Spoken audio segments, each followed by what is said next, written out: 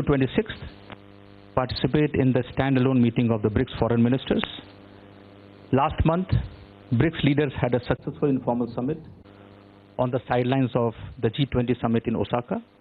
This would be EAM's first engagement with the BRICS foreign minister since assuming office. EAM during his visit is expected to discuss, among other issues, the preparation for the 11th BRICS summit of the leaders to be held in Brasilia in November 2019. We have put out a press release on this on our website. You can take a look for more details on the visit. I now move to the question and answer round. Siddhant and then Aditya.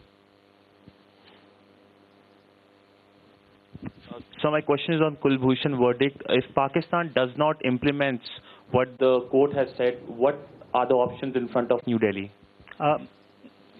You know, what I'll do is I'll take all the questions on this topic. First, that sir is speculative questions. You ask me, but you may ask me speculative questions, but I may not be able to answer them. Yes, please, Aditya. We saw the statement of the External Affairs Minister inside the Parliament, but now have you applied for a consular access? Any details on that? And secondly, you saw the tweets and the remarks of the Foreign Minister of Pakistan and the Prime Minister. They say law will take its own course there in Pakistan. How do you interpret this?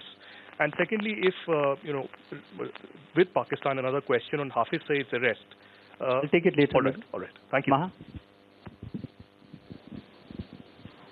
Sir, apart from the way forward as far as consular access is concerned, do we have to put in a fresh request for that? Or does the ICJ verdict mean immediately that they need to provide it themselves? And secondly, with a possible consular request, will India also urge Pakistan to hear the case in a civilian court? Will that be a request as well? Ji. Pakistan doesn't agree. Do we have an option to move Security Council for sanctions?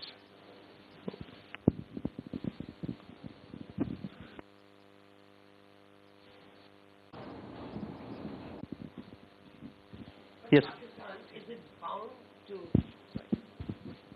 Is Pakistan bound to follow what the ICJ has said? Okay. And if it doesn't, what happens? What are the options? First row.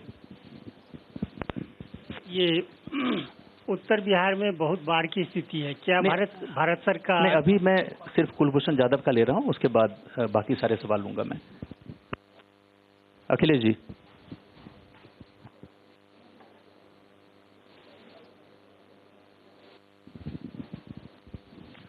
Sir, in the judgment, ICJ has not given any timeline that when Pakistan should move on the issue of effective reconsideration of the case. So, will you go to ICJ for setting a timeline for Pakistan?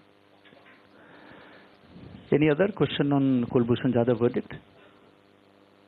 No. Thank you. There are several aspects to the verdict. All the questions are. There are certain over. Just one second.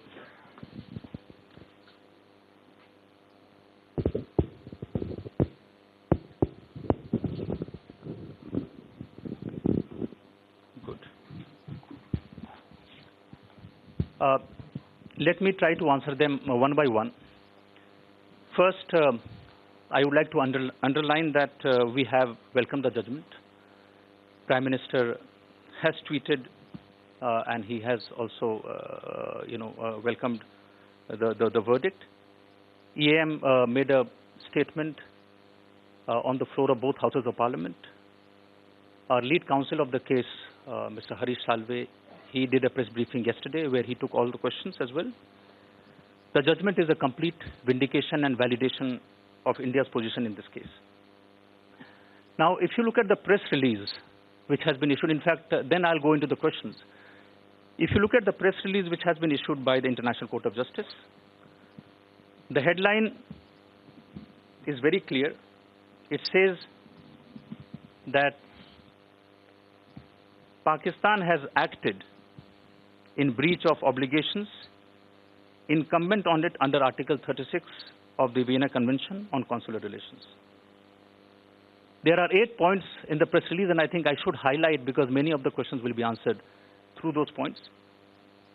And on all 8 points, the verdict has gone in favor of India. One has been unanimous on the matter of jurisdiction. On the other, it has been a majority verdict 15-1, with the lone dissenting voice coming from the ad hoc Pakistan judge. First, on the matter of jurisdiction, ICJ has unanimously declared that it has jurisdiction in the case. Second, on the admissibility, again ICJ has rejected Pakistan's claim and has found that the application is admissible. Then there are 3 points related to the breach of Vienna Convention.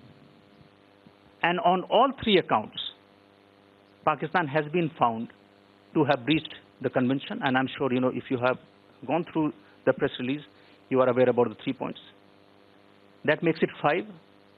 On the 6th point, the court directs Pakistan to act in accordance with the Vienna Convention and inform Mr. Jadhav without further delay of his rights and provide Indian consular officers access to him. On the 7th point, Pakistan has been asked to provide effective review and reconsideration of the conviction and sentence of Mr. Jadhav so as to ensure that full weight is given to the effect of the violation of rights. And the last point, it puts a continued stay on the execution of Mr. Jadhav as it constitutes an indispensable condition for the effective review and reconsideration. Before I go into some of the other points, I would like to comment on claims in Pakistan, and I think there was a question on what they have said, that they have won. Frankly, it seems to me that they are reading from a completely different verdict. The main verdict is in 42 pages. If there is no patience to go through the 42 pages, I think they should go through the 7-page press release, where each and every point has been ruled in favor of India. I don't think there is any confusion on that account. I think they have their own compulsions as to why they have to lie to their own people. On whether Pakistan will implement the judgment of the court, I think somebody asked.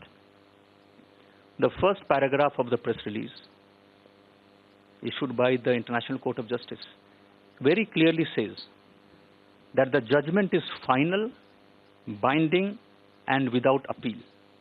The court has observed that Pakistan is under an obligation to inform Mr. Jadhav without further delay of his rights and to provide Indian consular officers access to him in accordance with the Vienna Convention. This is something which I said earlier. Whether India will get immediate consular access, Pakistan is under obligation by the ICJ verdict to inform Mr. Jadhav without further delay of his rights and to provide Indian consular officers access to him in accordance with the Vienna Convention. And yesterday we said that we expect Pakistan to implement the directive immediately without any further delay. There is nothing else which is required. The request for consular access has been pending for a long time. Now it is incumbent on them to follow the verdict of the International Court of Justice and grant consular access to Indian consular officers and also inform Mr. Jadhav about the grounds of his arrest.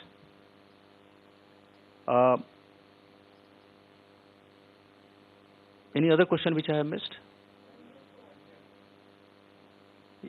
Yes, I think on will the trial take place before the civilian court? The court, in its verdict, has noted that Pakistan should take all measures to provide for effective review and reconsideration of the conviction and sentence of Mr. Jadhav. And they have added that this should include enacting appropriate legislation. So I think this basically clarifies all the points which you had on the verdict, and now we can move on to other questions. No, as I said, I will not answer any speculative questions. What if? No, I mean, I'm answering to him. You see, I think, as I mentioned, that Pakistan is obliged to act on the directive of the International Court of Justice. And International Court of Justice, if you have seen this press release, it is the principal judicial organ of the United Nations. And the verdict is binding upon them. And I think now it is time for them to act. Please use the mic. Yeah. Whether you have placed a fresh request for consular access following the judgment. So you didn't answer No, that. I answered that. I said, look, I mean, there's nothing new to be done now.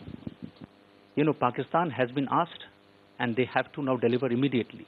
We said that yesterday, that they have to act and deliver, as per the Vienna Convention, whatever is required to Mr. Jadhav, and also access by our consular officers to go and meet Mr. Jadhav.